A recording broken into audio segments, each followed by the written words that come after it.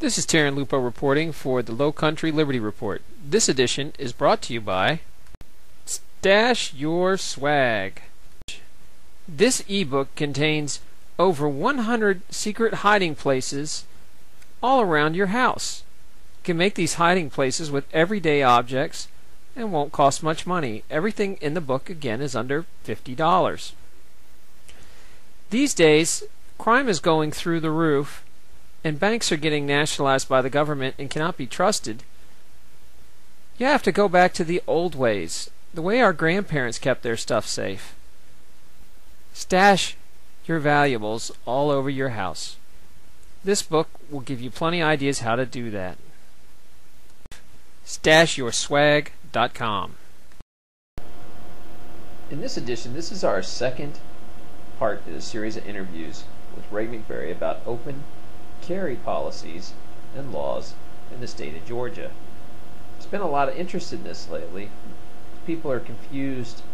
Even officers we talk to are confused about what exactly the law is.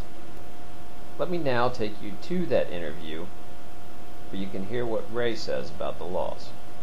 Let me ask you this. The law also changed the open carry status. Now, my understanding of it, and hopefully you can clear this up because it's very gray, are you allowed to open carry in Georgia now without a permit?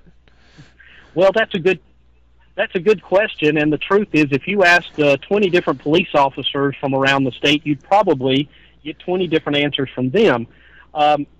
Ostensibly, you are allowed to carry open without a concealed weapons permit, provided that you still don't go to those same places that would be covered in the public gathering law for concealed weapon permit holders, which, again, puts you back in that same place of there really are no places you could go without totally being free of harassment by the authorities.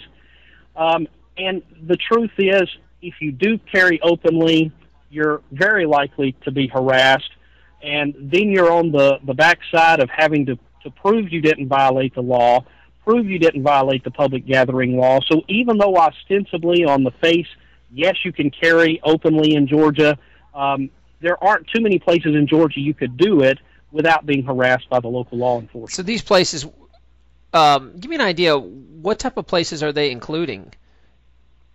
Are you talking about going to going shopping or going to church or going to, I mean, if you leave the gun in the car in the parking lot, exactly, is that going to be against the law? Well, both of those examples that you just gave have been construed as public places of public gathering, shopping malls, church events, church gatherings. By the way, even if you leave your firearm in your vehicle in the parking lot at church and don't carry it in, that's still because it's in an adjacent parking lot, it has still, by the courts in Georgia, been construed as a place of public gathering. And so you, according to the law, you're still in violation of this nebulous, vague public gathering clause in the law. And that's the main thing that needs to be changed in Georgia's carry law. You are running for governor, so when you do get elected for governor, for us that don't understand a lot of inner workings of politics, what kind of power does a governor have to do anything about gun laws? Well, the governor has, several different ways he can directly or indirectly affect gun legislation.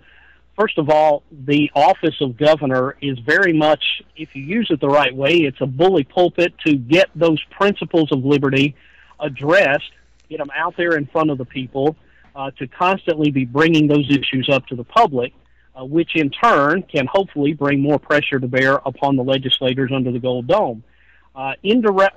Directly, a little more, you can influence what the legislators do or don't do, because you do have the authority to veto other pieces of legislation that the legislature may bring before you if they don't address some of these issues of importance.